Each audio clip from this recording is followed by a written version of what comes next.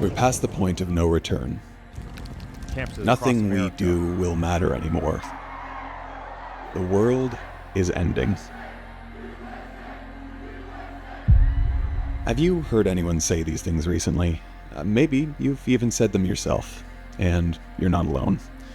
With wars and economic crises raging, global temperatures and extreme weather increasing, and a world growing increasingly divided politically and culturally, it certainly feels like we might be approaching doomsday.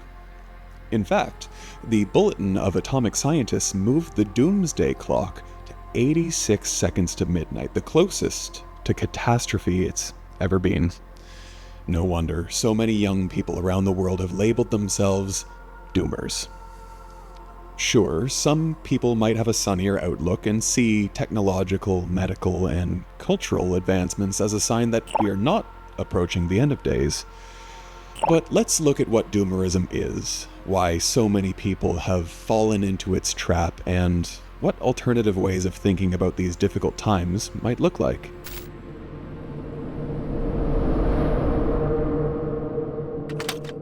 The state of the world. So, I have a question for you, Emeka. Do you ever hear the news, or you're out and about on the streets, and you just have a moment where you sit down and you think, just things are not going well? Yeah, every day, like whether it's local news or even just going on TikTok or Twitter, every day it feels like the world is just getting worse and worse. And yeah, it can get very, very overwhelming at times, honestly. Yeah, and I think most people would agree with you and would share that sentiment. In the United States, most people, around 80%, believe that today's youth will be worse off than their parents, according to a Wall Street Journal poll. And in another poll from Pew Research, at least 2/3 believe that the nation will become economically weaker, less important globally, and more politically divided by 2050. All around us, people envision a future of decline and despair. But this isn't isolated to the United States. South Africa has seen the largest drop in the proportion of people saying that the country is headed in the right direction, dropping 9 percentage points to 25%. Peru's level of concern about crime and violence is 11 points higher than this time last year, and Argentina has reached record levels of concern about unemployment. Pew Research Center found that across 36 nations, a median of 54% of people see economic inequality as a very big problem, and Atlantic Council poll finds widespread expectations of declining global relations, nuclear proliferation, and climate stress. All of this, on top of conflicts raging in the Middle East, Europe, and Africa, have the entire world on edge. It's no surprise that the Reddit community r/collapse has about 500,000 members. It discusses slow, systemic decline, emphasizing climate, geopolitical risk, resource depletion, and all-around pessimism in governments and societies. On X, you can find a mix of climate scientists, collapse commentators, and doomer meme culture. And on YouTube, channels like Collapse Chronicles, Deep Adaptation Forum, or Guy McPherson's Climate Talks that predict pending human extinction have fed doomer narratives. Honestly, it just feels like everywhere you look, there's someone that's telling you that the entire world is about to collapse and that we should all be scared. It's like fear-mongering to an insane level, honestly. You can go on X or you can go on social media, but it's also in our media itself. Off the top of my head, Children of Men, Last of Us, Black Mirror is really huge for it.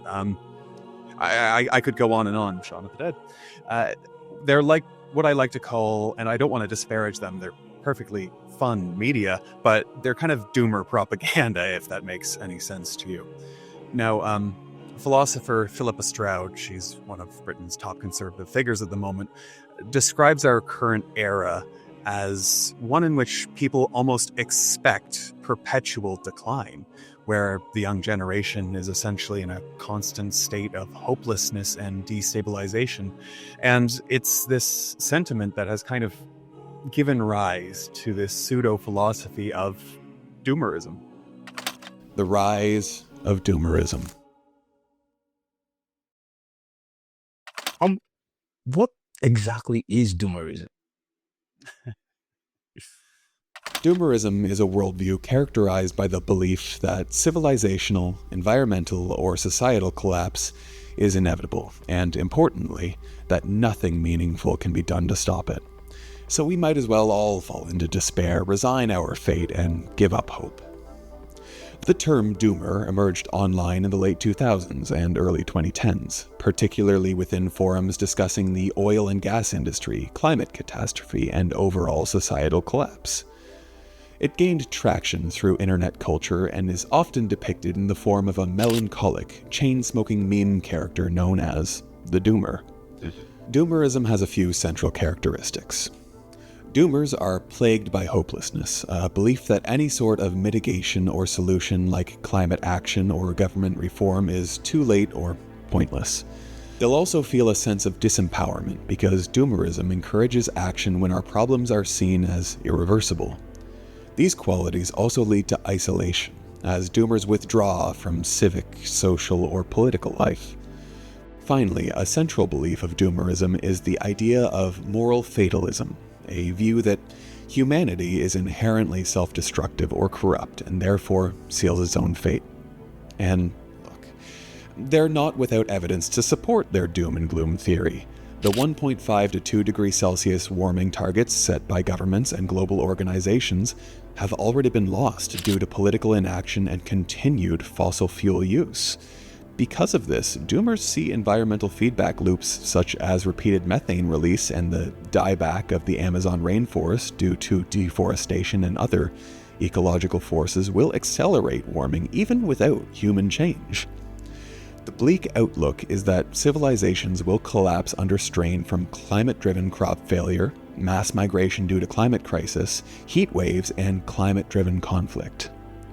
Another core topic of the Doomer movement is resource depletion, where modern civilization becomes fundamentally unsustainable due to the over-extraction of finite resources.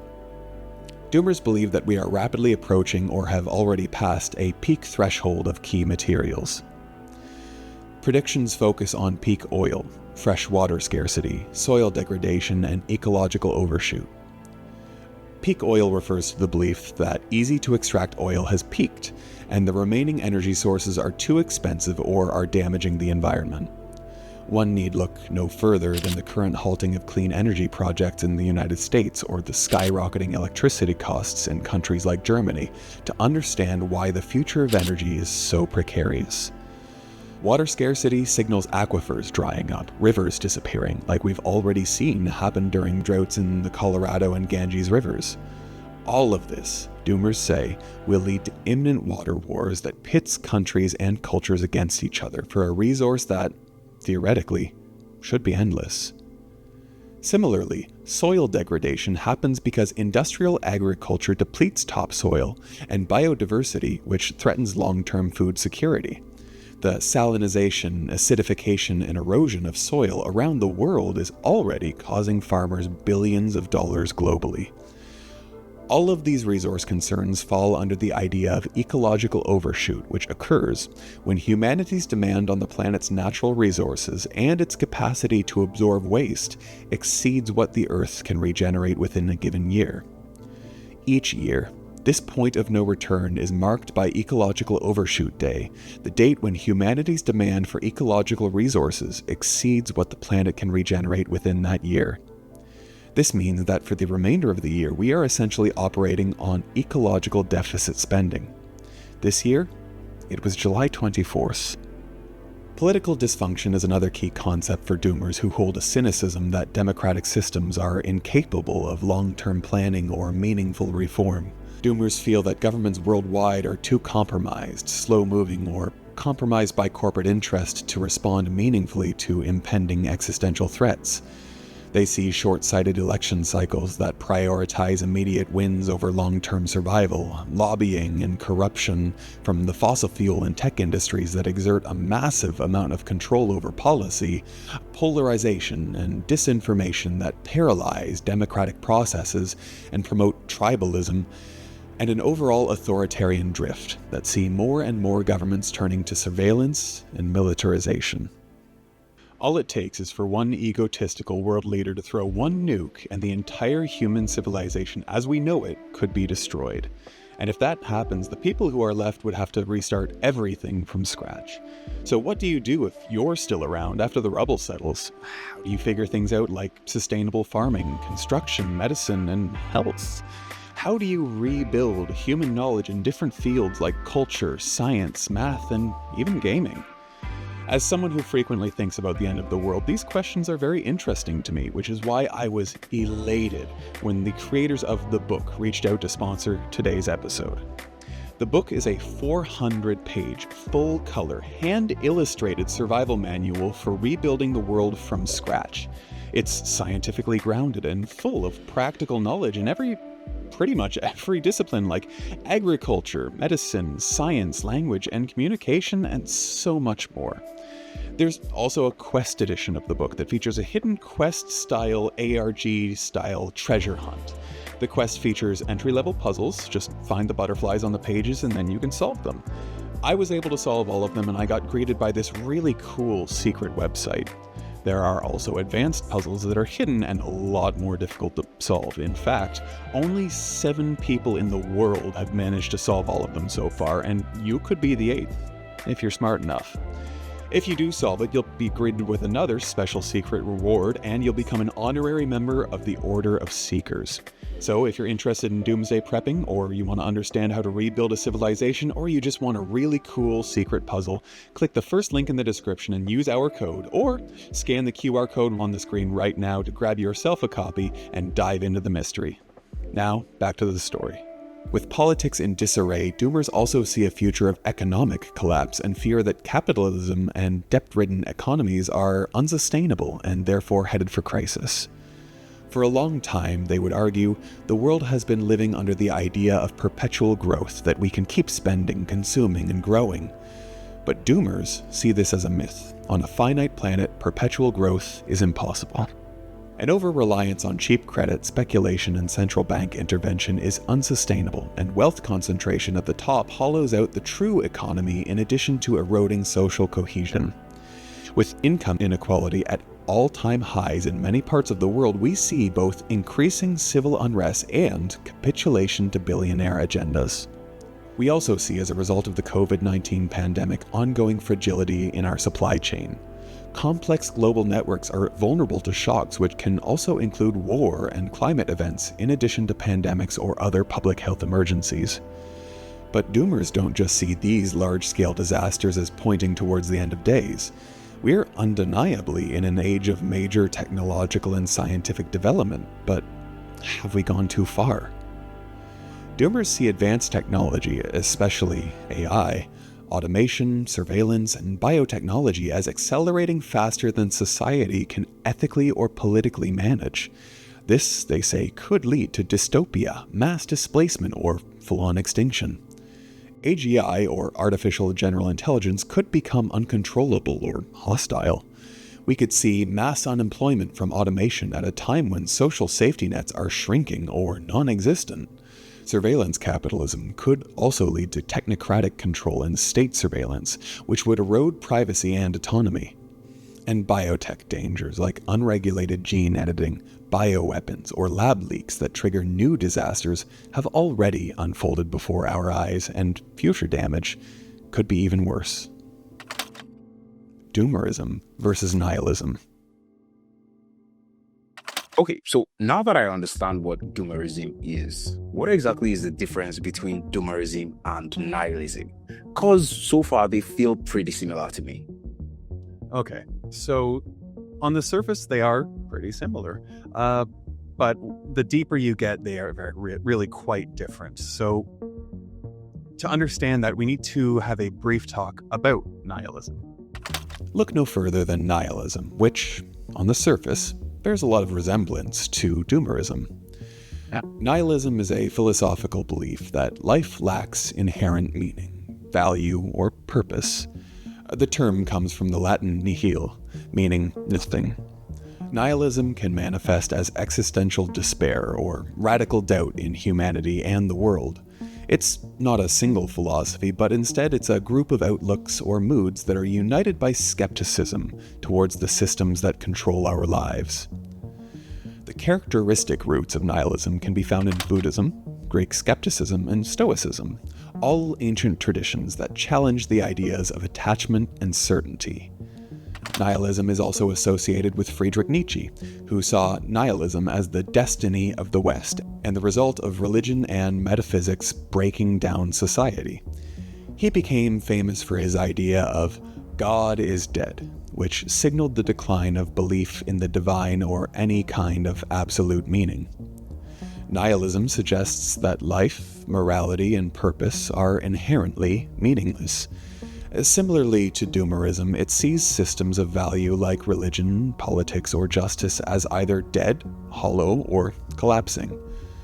Psychologically, both can lead to paralysis, withdrawal, or numbing humor like sarcasm, irony, or, in today's world, memes. And both are responses to the collapse of meta-narratives, which propose a single comprehensive framework for understanding the world, often with the goal of legitimizing power structures or social practices.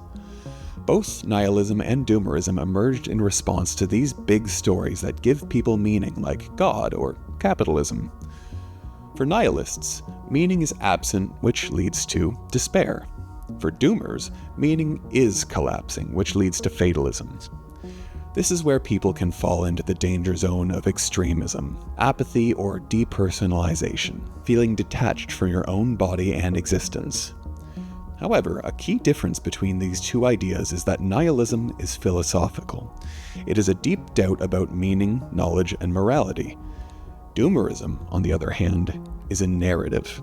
It's a story of decline and futility driven by twisted real-world events and trends. Nietzsche warned that without new values, nihilism would lead to passive despair or self-destruction. He therefore urged people to create their own values, a path he called the Übermensch, or superhuman. Doomerism gives up in the face of collapse, but Nietzsche urges us to push through nihilism to create a more life-affirming worldview. The will to power is Nietzsche's concept of fundamental life force. It is the drive to overcome, shape the world, and affirm life despite all of its suffering. Doomerism is the exact opposite. It expresses helplessness, paralysis, and avoidance. Doomers say things like, nothing can be done. Nietzsche said, become who you are. His message was ultimately one of positivity. Amor fati, or the concept of fate, is another concept that Nietzsche wrote about. Amor fati tells us to fully embrace life, the good, the bad, and the tragic, with a joyful spirit. He wanted people to say yes to life, even if it meant suffering. Doomerism pushes a contrary narrative, that we should wallow in resentment, fear, and nostalgia for a world that we think existed before. Doomerism and the Status Quo. Honestly, I think for me, one of the biggest risks is simply that Doomerism, it preserves the status quo. And it's kind of weird because Doomerism tells you that the status quo is so horrible, but at the same time, that philosophy and that way of thinking, it kind of permits you to remain in the status quo. And this is especially true if more young people start believing these Doomerist ideas, because throughout history, at least as much as I know, young people are the ones who lead the charge towards change and progress. We need the wisdom of the elders and the young people's energy type of thing, even when it's not easy or clear. So if those young people become the people who are apathetic to lead and they don't even want to they don't believe that progress is possible, and so they don't take action, every bad system, every bad actor wins. And so it's kind of like we remain exactly where we are and there's no way out.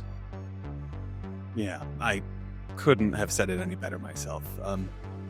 Doomerism is paralytic. It paralyzes action. If you think there's no meaning and there's no point in trying to make any kind of change or find meaning, you just stop. You stop voting, you stop organizing, you stop connecting with other people because you keep telling yourself, well, what's the point? Why even bother? So you stop imagining alternatives to the situation, the problematic reality that you're living in, and you almost succumb to apathy. You sink into it. Unfortunately, despair can become very comforting because it absolves responsibility. You don't have to be accountable to anything if you believe that everyone else screwed it up and there's nothing that you can do. This passive cynicism, especially when circulated on the internet, can sometimes feel smart and enlightened, but it always ends in surrender. If masses of people believe that nothing can be done, those with power face no real threat. This is what they, whoever you believe they are, whether they're tech companies, large corporations, powerful governments, wealthy individuals, they want us to give up. Doomerism de-radicalizes people by convincing them not to bother. The fossil fuel industry, authoritarian governments, and massive businesses all benefit when people burn out, turn inward, and lose faith. Apathetic people don't resist.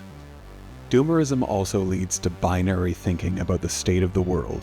Well, if we can't save the planet, there's no point in recycling. If capitalism can't be reformed, we're doomed to be poor forever. This kind of thinking kills the imagination and any sense of hope. Hope gives us the capacity to imagine something different. The most insidious form of control is when people can no longer imagine anything else is possible.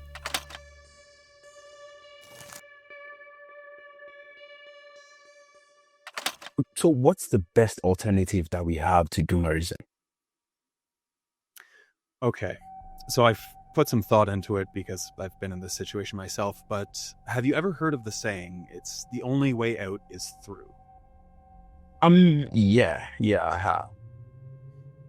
Okay. And what do you think that means? Well, to me, I think it kind of means that, there are just certain challenges in life where you cannot run away from. And to be successful, you kind of have to plow through, essentially, the most difficult paths to get to the other side. Yeah. That's similar in basic concept, and I'm delighted that you brought that up or that you phrased it that way.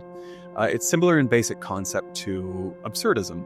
It's just for a background, is a philosophical perspective that talks about the tension between our desire as human beings for a kind of meaning, clarity, and order, and a universe that is essentially silent, chaotic, and even indifferent to everything about us, indifferent to our existence as a whole. And essentially, with absurdism, when the world isn't giving us what we want, it so rarely does, we have to face it, even though it's absurd to do so, and not turn away from it. Absurdism, also developed by Albert Camus among others, believed that facing the absurd, the clash between our needs and the unresponsiveness of the world, can lead to a more free and passionate life. The absurd isn't something to solve, it's something to face. Absurdism, like doomerism, stems from the world's unpredictability and oftentimes struggle, but it is action-oriented. A person who acknowledges the absurd chooses to live fully and embrace that struggle. While nihilism is defined by despair when faced with a lack of meaning, absurdism says we can embrace that lack of meaning and live anyway. Absurdism can act as an alternative school of thought to doomerism, because while doomers fall into resignation and paralysis, absurdists revolt against despair. Where doomers cling to lost systems like climate stability, social progress, or fair politics, absurdists say that even if the world doesn't offer meaning, we can still choose how we live. It gives us agency as both individuals and groups. Absurdism doesn't deny that the world is hard, it just refuses to give up on it. Both doomerism and absurdism agree that the world might be meaningless, but absurdism asks us to live meaningfully anyway. Do you believe in destiny? As an equal person, the tribe I was brought up in, there's a famous saying that says, when a man says yes, God also says yes. So in my culture, it's kind of the understanding is that, we have destiny, but at the same time, your destiny is in your hands. So it's kind of like whatever you decide, the world agrees with you. And I think it's really beautiful. But yeah, that's my understanding of destiny. Yeah, like my grandpa always says, we make our own luck. Exactly. Yeah, and destiny, it might be a really helpful framework for some people. It can help contextualize a chaotic universe otherwise. But the other side of that coin, because there's always another side, is that it plays into this doomer narrative. It can be really, really unhelpful if you take it to an unhealthy extreme. And doomers, especially if you declare yourself a doomer, you might fall into the belief that we were never meant to survive as a species and that it was our destiny to wipe ourselves out. Is a philosophical idea that can offer a slightly different point of view. It centers on the individual's experience of freedom, choice, and meaning in an uncertain or meaningless universe. Existentialism tells us that we are not born with a fixed purpose, but we have to create it ourselves.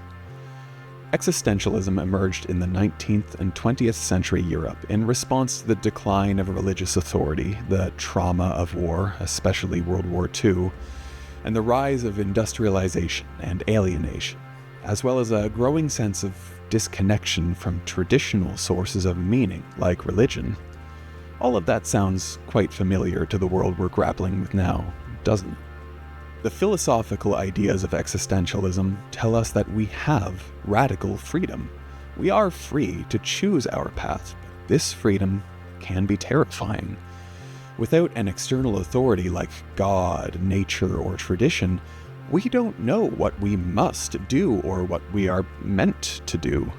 Freedom can be scary because it comes with a lot of responsibility for our actions, values, and the kind of person that we want to become. But it also leads to authenticity, which is embracing of choices that reflect our values, not a society's expectations or preset roles and rules. As similar to Doomerism, existentialism talks about anxiety, which grows from uncertainty and can cause existential anxiety. But it tells us that this is a part of being human. We can act in spite of anxiety. As an alternative to Doomerism, existentialism keeps us open to meaning, even if we feel like there isn't any right now. Instead of feeling powerless, we can feel free to create our own path. Rather than living in anxiety, we can reframe that uncertainty as an opportunity to exhibit courage. In existentialism, the future isn't doomed, but open-ended, and we have the power to change it. It also, refreshingly, tells us that anxiety isn't a sign of dread, but a sign of being awake. Doomerism sees uncertainty as proof that the world is ending, but existentialism sees those feelings as proof that we are conscious and alive. Anxiety is what happens when you realize you have choices to make and that there are no guarantees. And that is the definition of freedom.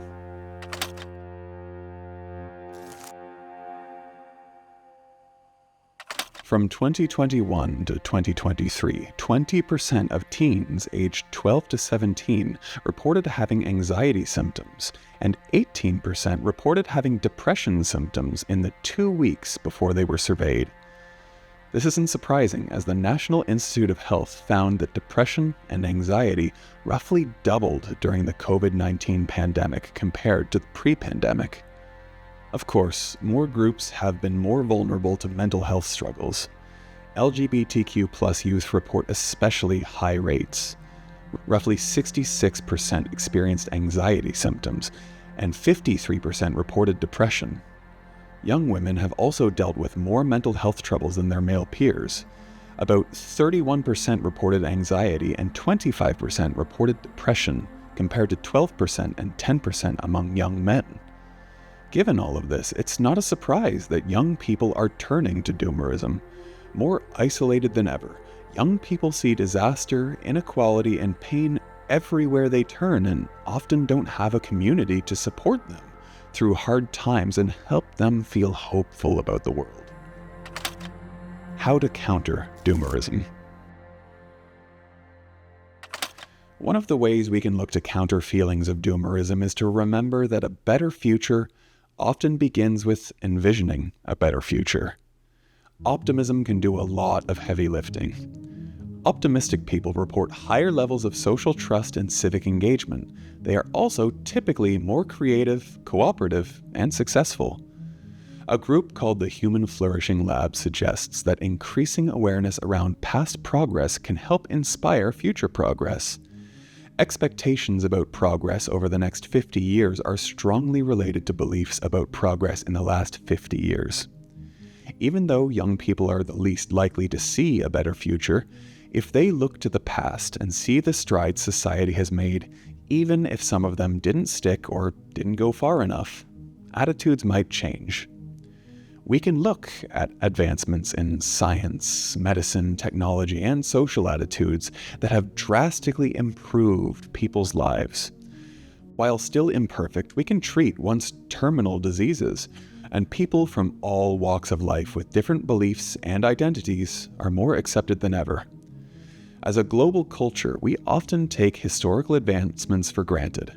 Our current frustrations feel so heavy and imminent that they prevent us from stepping outside of the present moment to gain some perspective. Remember, Nietzsche, his peers, and thinkers decades and centuries before him were struggling with the same question that we have today. How do we live a more meaningful life when all seems lost? Activist, Buddhist thinker, and author Joanna Macy proposed the idea of active hope, which suggests that we choose to act meaningfully without certainty of success. She rejected passive optimism and did not simply ask people to feel hopeful.